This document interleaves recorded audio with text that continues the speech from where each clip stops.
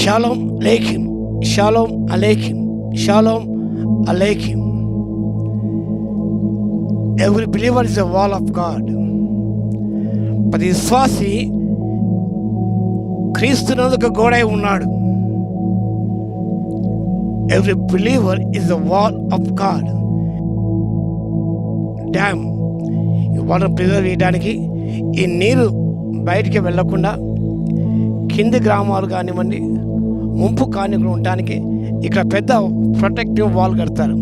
ప్రతి చోట కూడా ఉంటుంది. ఇక ప్రజలను సంరక్షించడానికి దిగువ ప్రాంతాల వారు ఏ వరదలు కానివ్వండి, వారు నాశనం కాకుండా ఉండటానికి ఇలాంటి వాల్స్ నిర్మిస్తూ ఉంటారు. లేఖనం బాగా గమనించినప్పుడు పేతురు భక్తుడు రాసిన మొదటి పత్రిక 2వ అధ్యాయము 4వ వచనం. The first episode of Peter chapter 2 verse 4. మనుషుల చేత విసర్జింపబడినను దేవుని దృష్టికి ఏర్పరచబడినది అమూల్యమును సజీవుని రాయగు ప్రభునొద్దకు వచ్చిన వారే. 5వ వచనం. యేసుక్రీస్తు ద్వారా దేవునికి అనుకూలములకు ఆత్మ సంబంధం అర్పించుటకు పరిశుద్ధ యాజకులుగా ఉన్నట్టు మీరు సజీవమైన రాళ్ళవల ఉండి ఆత్మ సంబంధమైన మందిరముగా కట్టబడుతున్నారు. ఎవరి believer is a living stone. ఇక్కడ అనేక రాళ్ళు ఉన్నాయి. వాటి రాళ్ళని పేర్చి ఒక చోట పెట్టారు. సిమెంట్ చేత ఒకదాని కూడా అనుసంధానం చేశారు. ఎవరి బిలీవర్ ఇస్ అ వాల్. ఎవరి believer is a stone, is a brick of God. మనందరం కలిస్తే ఇక పెద్ద వాల్ నిర్మించబడినది ఇక్కడ నుంచి అంతవరకు కూడా. China, the great wall of China మనకు అందరూ తెలుసు. The great wall of China.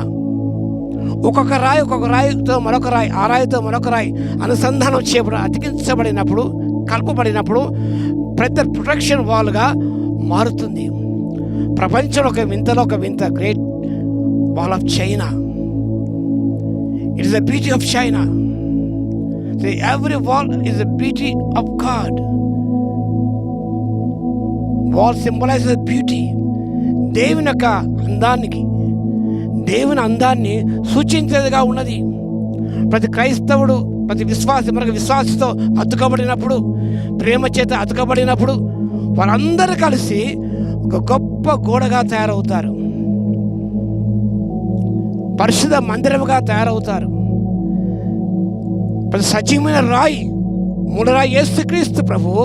ఆయనతో మన జీవితాలన్నీ కూడా రాళ్ళ మన జీవితాలు అంత అనుసంధానం చేయబడినప్పుడు it becomes a great wall, a protecting wall, a wall of beauty, a wall for the glory of God. Not any wall of beauty. అందరు కలిసినప్పుడు ఎంత సంతోషం అది. సహోదర ఐక్యతగా నిలుస్తుట ఎంత మేలు, ఎంత మనోహరము.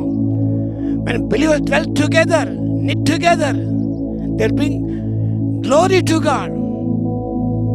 లోకానికి వారికి అందంగా ఉంటారు.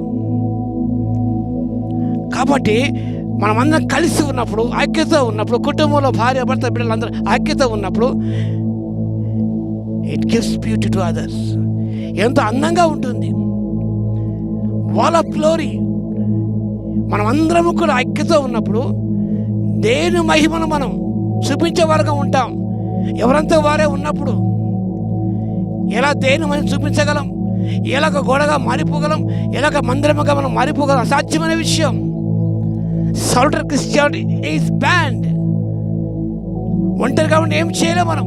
ఒకరితో ఒకరు కలిసినప్పుడే, ఈమె కాలంలో ఒకరితో కలిసినప్పుడే ఆ గోడలు కట్టగలిగారు వారు.